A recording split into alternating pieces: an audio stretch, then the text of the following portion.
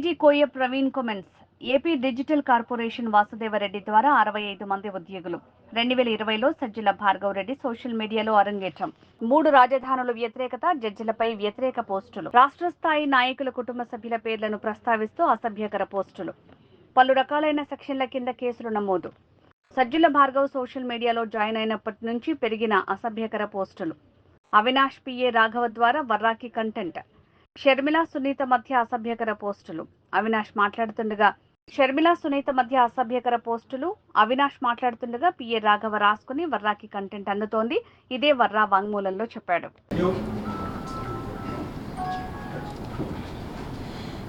అందరికీ నమస్కారం.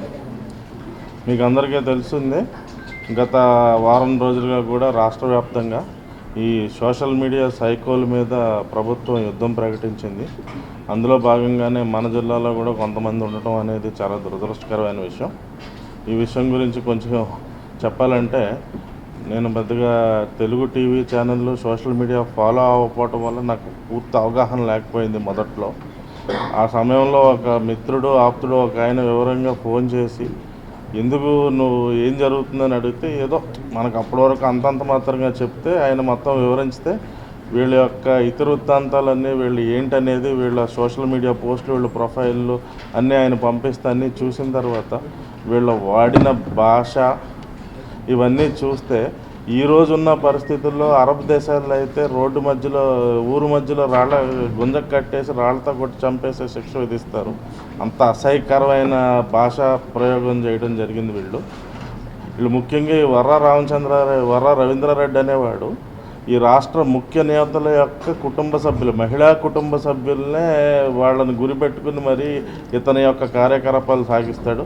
ఇప్పుడు గౌరవ ముఖ్యమంత్రి గారి మహిళా కుటుంబ సభ్యులు, ఉప ముఖ్యమంత్రి గారి మహిళా కుటుంబ సభ్యుల మీద, తర్వాత ఇప్పుడు ప్రజెంట్ ఈ పార్టీలో ఉన్న ప్రభుత్వంలో ఉన్న మహిళా నేతలనే ఇతని యొక్క లక్ష్యంగా ఎంచుకుని ఇతను సోషల్ మీడియాలో ఈ వికృత విలాపన లేకపోతే ప్రళయ తాండవం చేస్తాం అనేది దానిలో ఇతను సిద్ధహస్తుడు అనమాట. ఇదంతా చెప్పాలంటే ఇది ఒక లార్జ్ స్కేల్, ఇది ఇతను వ్యక్తిగతంగా చేసింది కాదు, ఇది ఒక ఆర్గనైజ్డ్ కర్మాగారం కింద రాష్ట్ర వ్యాప్తంగా జరుగుతున్న ఈ యొక్క ఇండస్ట్రీలాగా మాదిరి స్కేల్లో ఉంది వీళ్ళదంతా కూడా. సో ఈ యొక్క కేసు గురించి వస్తే మీకు అంతా తెలిసిందే. 5వ తారీఖుని వీరిని పిలుచుకురావటం, మళ్ళీ పంపించేయటం, మళ్ళీ ఇతను వేరే కేసులు ఉన్నా కూడా వాళ్ళు వచ్చేలోపు చెకింగ్ ఇతను తప్పుకోవటం, అప్పటి నుంచి మనం ఇతని మీద పూర్తి స్థాయిలో ఇతన్ని పట్టుకోవటానికి మనం ప్రయత్నాలు చేయటం, 8వ తారీఖు ఇతను ఆచూకీ హైదరాబాద్ పరిసర ప్రాంతంలో రావటం, మళ్ళీ వస్తున్న క్లూ కట్ అయిపోవటం, అప్పటి నుంచి ముమ్మరంగా గాలింపు చర్యలు చేపడితే నిన్న మధ్యాహ్నం సమయంలో మనకి మార్కాపురం సమీపంలో ఉన్నట్టుగా మనకు సమాచారం వస్తే అక్కడ రాత్రి 11 గంటలు నేను అదుపులో తీసుకుని మనం కడప పోలీస్ స్టేషన్లో ఇతని వివరాలకు వెళ్తే, ఇతని పేరు వర్రా రవీందర్ రెడ్డి, వయసు 38 సంవత్సరాలు, ఇతనిది వేముల మండలం. ఇతను 2012 సంవత్సరంలో భారతీయ సిమెంట్స్లో ఉద్యోగిగా పనిచేశాడు. అప్పటి నుంచి కూడా వైఎస్ఆర్ సోషల్ మీడియాలో ఫుల్ టైం కార్యకర్తగా పనిచేస్తున్నాడు. అప్పట్లో గుర్రంపాటి దేవేందర్ రెడ్డి అనేవారు ఈ వైఎస్ఆర్ సోషల్ మీడియా రాష్ట్ర విభాగాన్ని చూసేవారు, ఆయన దగ్గర పనిచేస్తున్నారు. 2019 నుంచి ఇతను భారతీయ సిమెంట్స్లో ఉద్యోగం మానేసి పూర్తి స్థాయి వైఎస్ఆర్ పార్టీ కార్యకర్త కింద, తర్వాత సోషల్ మీడియా వింగ్లో ఈ జిల్లా కన్వీనర్ కింద వివేక్ రెడ్డి అనే ఆయన జిల్లా కన్వీనర్గా, ఇతను కన్వీనర్గా ఫుల్ టైమ్గా పనిచేయడం జరిగింది. ఈ 2019 నుంచి ఈ యొక్క వైఎస్ఆర్ సోషల్ మీడియా వింగ్లో భారీ స్థాయిలో మార్పులు రావడం జరిగింది.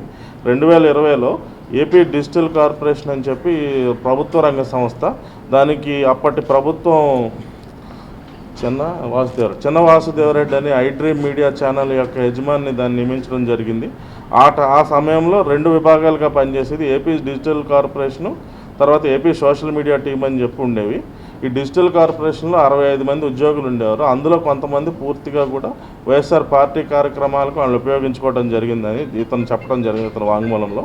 గత 2020లో మాత్రం భారీ స్థాయి మార్పు కోవిడ్ సమయంలో సజ్జల భార్గవరెడ్డి అరంగేయడంతో మొత్తం అంతా కూడా వినూత్నమైన మార్పులు రావడం జరిగింది.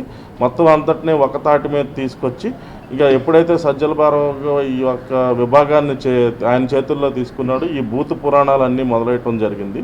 ముఖ్యంగా వీళ్ళు మొట్టమొదటిది 3 రాజధానుల విషయంలో హైకోర్టులో జడ్జిమెంట్ 3 రాజధానికి వ్యతిరేకంగా రాస్తే మొట్టమొదట వీళ్ళు చేసిన విలయతాండవం అనేది జడ్జిలకు వ్యతిరేకంగా పోస్టులు పెట్టడం, తద్వారా తర్వాత అదే క్రమేపీ వీళ్ళు దాన్ని ముందుకెళ్తూ ఈ రాజకీయంగా తిరిగే రాజకీయ నాయకుల యొక్క కుటుంబ సభ్యులు, మహిళా కుటుంబ సభ్యులపైన, వారి యొక్క పిల్లలపైన కూడా అసభ్యకరమైన పోస్టులు పెట్టడం అవన్నీ చేయటం మొదలుపెట్టారు.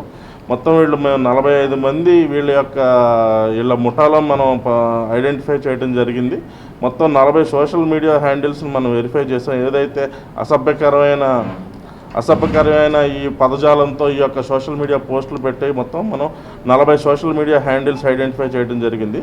ఇదైతే కనుక ఇది ఒక ఆర్గనైజ్డ్ క్రైమ్ 111 BNS భారతీయ న్యాయ సంహిత కింద 111వ సెక్షన్ కింద, అలాగే కుట్ర అనేది మనకి పాత సెక్షన్ చెప్తున్నా 120B ఎక్స్టార్షన్ అనమాట. తద్వారా వాళ్ళ ఎదుటివారిని, ప్రతిపక్షం వారిని భయభ్రాంతులకు గురి చేసి వాళ్ళ నుంచి వీళ్ళకి కావాల్సింది రాబట్టుకోవటం, అలాగే క్రిమినల్ ఇంటిమిడేషన్, తర్వాత మహిళల యొక్క అవుట్రైజింగ్ ఆఫ్ మోడెస్టీ, అంటే వాళ్ళ యొక్క తెలుగు పదం నేను చెప్పలేను, అవుట్రైజింగ్ మోడెస్టీ, అలాగే సైబర్ క్రైమ్ రిలేటెడ్ సెక్షన్స్ మీద మనం ఇప్పుడు కేసు పెట్టడం జరిగింది. తర్వాత ఇతని యొక్క వాంగ్మూలంలో కొన్ని ముఖ్యమైన అంశాలు మీతో పంచుకుంటాను.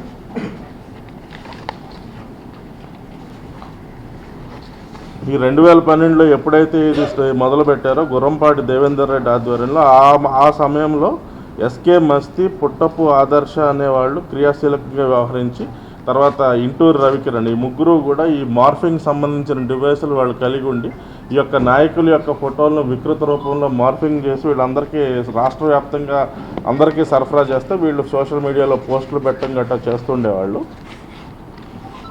ఇది ఇందాక చెప్పిన విధంగానే చిన్న వాసుదేవరెడ్డి గారు వచ్చినప్పటి నుంచి డిజిటల్ కార్పొరేషన్ అనేది చాలా క్రియాశీలకమైన పాత్ర వహించింది. ఆ టైంలో సత్తెనపల్లి చెందిన సివి రెడ్డి గారు, వీరారెడ్డి గారు కూడా దీనిలో యాక్టివ్గా ఉండేవారు.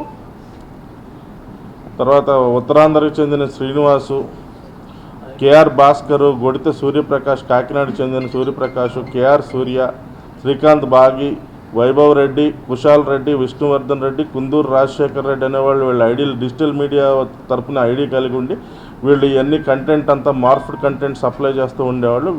ఈ వ్యక్తికి సంబంధించి వీళ్ళందరికీ కూడా డిజిటల్ మీడియా కార్పొరేషన్ ఆధ్వర్యంలో నడిచిన రోజుల్లో వీళ్ళకి నెలకు 8,000 రూపాయలు వీళ్ళకి శాలరీగా జమ పడుతుండేది. జిల్లా కన్వీనర్లకి, నియోజకవర్గ కన్వీనర్లకి 8,000 రూపాయలు నగదు జమ అవుతూ ఉండేది. అలాగే 2020 సంవత్సరంలో సజ్జల భార్గవరెడ్డి,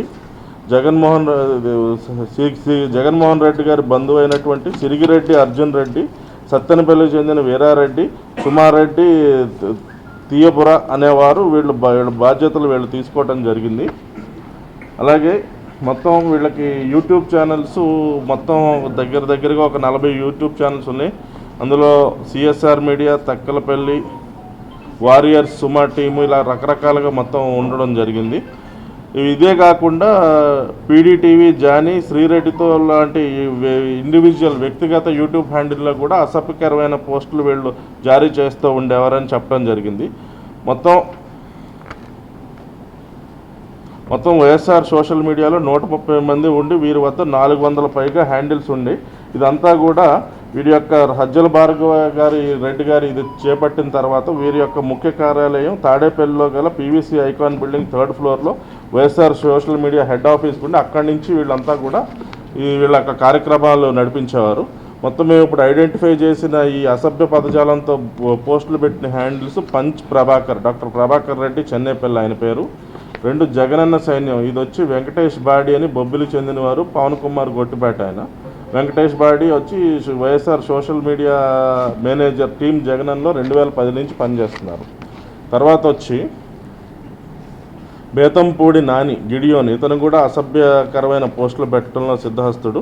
అలాగే కేసరి రాజశేఖర్ రెడ్డి అనే అతను, ఇందుకూరి శ్రీనివాసరాజు,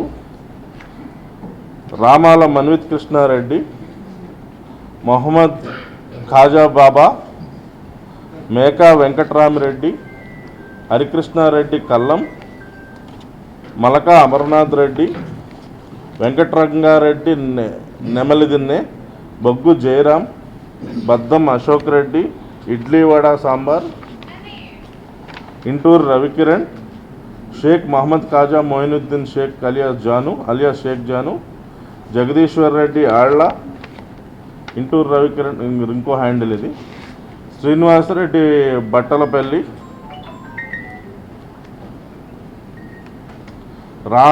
రమణ్జీ జింకాల,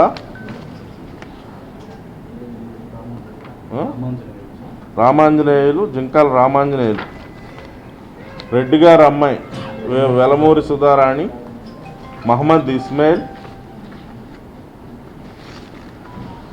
ఎన్ బాలాజీ రెడ్డి, పర్వత సుధాకర్ రెడ్డి, భార్గవ్ రెడ్డి, మునగాల హరీశ్వర్ రెడ్డి,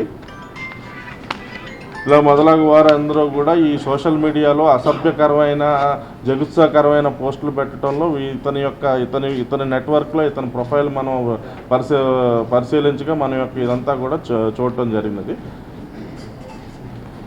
ఇప్పుడు ఈ digital and social media cell Jagan connect అంటారు దానికి జగన్ కనెక్ట్కి 22 నుంచి ఇన్ఛార్జిగా సజ్జల భార్గవ్ రెడ్డి కొనసాగుతున్నారు.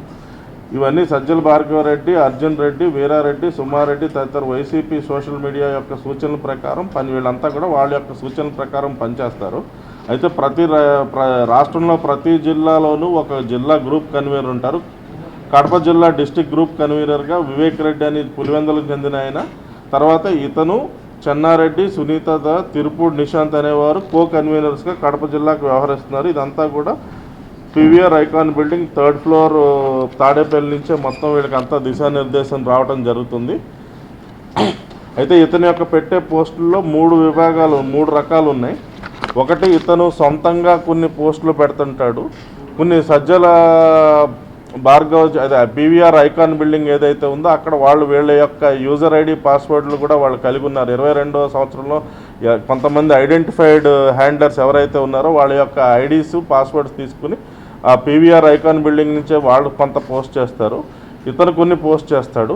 అయితే మూడోది ఏంటంటే, బండి రాఘవరెడ్డి అని అవినాష్ రెడ్డి గారి యొక్క పిఏ ఎవరైతే ఉన్నారో ఆయన ఇస్తారంటే ఇతనికి వాట్సాప్ నెంబర్ ద్వారా ఆయన యొక్క వాట్సాప్ నెంబర్ కూడా ఇవ్వటం జరిగింది. దాని ద్వారా ఇతనికి జారీ చేసి అతని యొక్క నెంబర్ కూడా ఇవ్వటం జరిగింది. ఆ వాట్సాప్ నెంబర్ నుంచి ఇతని నెంబర్లకి ఇతను కొంత కంటెంట్ ఇస్తే అది కూడా పోస్ట్ చేసేవారు.